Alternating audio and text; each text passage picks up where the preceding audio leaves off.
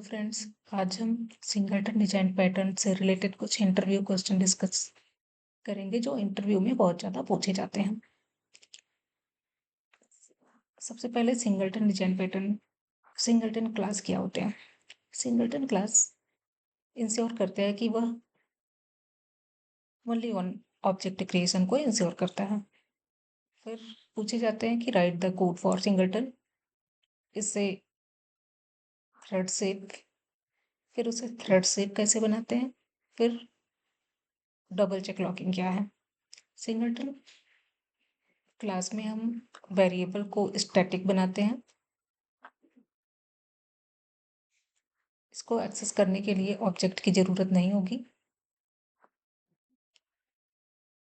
और constructor private बनाते हैं जिससे कि दूसरे क्लासेस इसको एक्सेस करके ऑब्जेक्ट क्रिएट ना कर पाए। और पब्लिक मेथड बनाते हैं जो कि सिंगलटन, जो कि ऑब्जेक्ट को रिटर्न करेगा। और इसमें हम चेक करते हैं, चेक लगाते हैं कि ऑब्जेक्ट अगर नल है तो ऑब्जेक्ट क्रिएट हो, अदरवाइज एग्जिस्टिंग को रिटर्न करें। ये हो गया फर्स्ट क्वेश्चन का आंसर।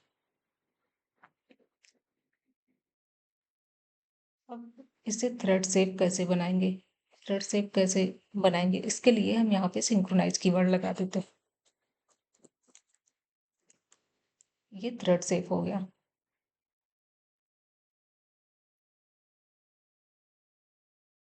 थ्रेड शेप कैसे हो गया, समझते हैं कि कैसे ये थ्रेड शेप हो गया।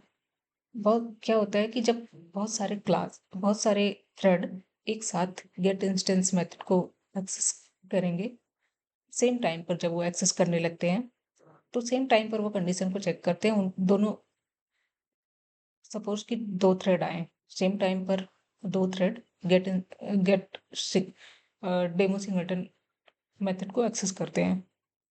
सेम टाइम पर उन्होंने दोनों ने कंडीशन चेक किया, दोनों के लिए ट्रू आया तो दो ऑब्जेक्ट क्रिएट हो गया, जो कि सिंगलटन क्लास की फंक्शनैलिटी को विदाउट सिंक्रोनाइजेशन अगर हम समझते हैं कि कैसे ये थ्रेड शेप नहीं है। सबसे पहले समझते हैं कि कैसे ये थ्रेड शेप नहीं है। दो थ्रेड आए, दोनों के लिए कंडीशन यहाँ पे ट्रू हुई, दो ऑब्जेक्ट क्रिएट हो गए, तो ये थ्रेड शेप नहीं है। ये सिंगलटन क्लास की फंक्शनैलिटी को ब्रेक कर दिया, तो इस तरीके से थ्रेड शेप नहीं है। तो अब थ्रेड शेप बनाने के लिए सिंक्रोनाइज कीवर्ड, इससे क्या होगा, एक जब फर्स्ट थ्रेड आया तो गेट डेमो सिंगलटन मेथड को एग्जीक्यूट करेगा और दूसरा थ्रेड तब तक वेट करेगा। जब एग्जीक्यूशन इसका कंप्लीट हो जाएगा तब दूसरा थ्रेड आएगा और चेक करेगा कि ऑब्जेक्ट, इस कंडीशन को चेक करेगा, तो उसके लिए कंडीशन ये फॉल्स हो जाएगी क्योंकि ऑब्जेक्ट एक बार क्रिएट हो चुका है, तो एग्जिस्टिंग ऑब्जेक्ट को रिटर्न कर देगा। तो इस तरीके से थ्रेड सेफ हो गया सिंक्रोनाइज कीवर्ड लगाने से। लेकिन इसकी प्रोसेसिंग स्लो हो गई। थ्रेड सेफ तो हो गया लेकिन इसकी प्रोसेसिंग स्लो हो गई। अब इसको फास्ट करने के लिए क्या करेंगे कि थ्रेड सेफ भी हो और फास्ट भी हो, तो डबल चेक लॉकिंग करते हैं।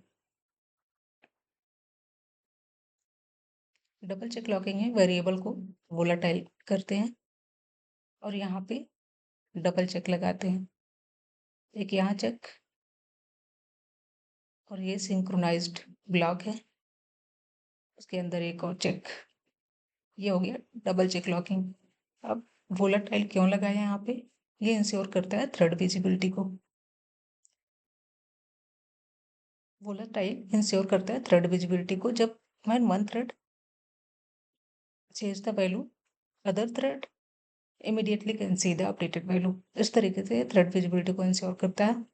और दूसरा काम इंस्ट्रक्शन रीऑर्डरिंग। अगर वोलाटाइल नहीं यूज करेंगे तो ये ब्रेक हो जाएगा ड्यू टू इंस्ट्रक्शन रीऑर्डरिंग।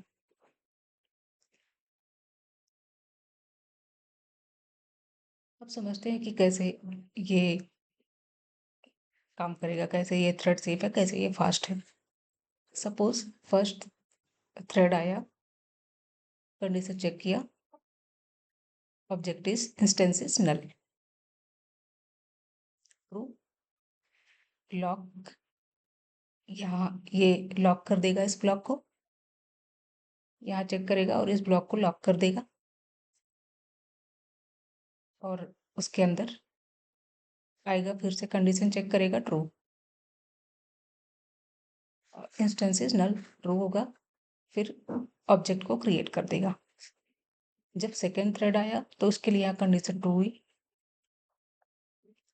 और ये यहाँ पे वेट करेगा,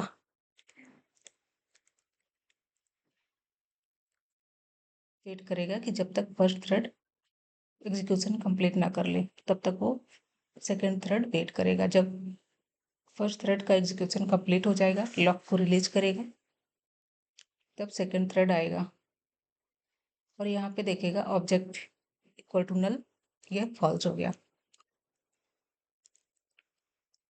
सेकेंड थ्रेड के लिए ये फॉल्स हो जाएगा, क्योंकि ऑब्जेक्ट एक ऑलरेडी क्रिएट हो चुका है फर्स्ट थ्रेड के द्वारा, तो वो एग्जिस्टिंग को रिटर्न कर देगा। इस तरीके से डबल चेक लॉकिंग हो गई, जो कि थ्रेड सेफ भी है और फास्ट भी है।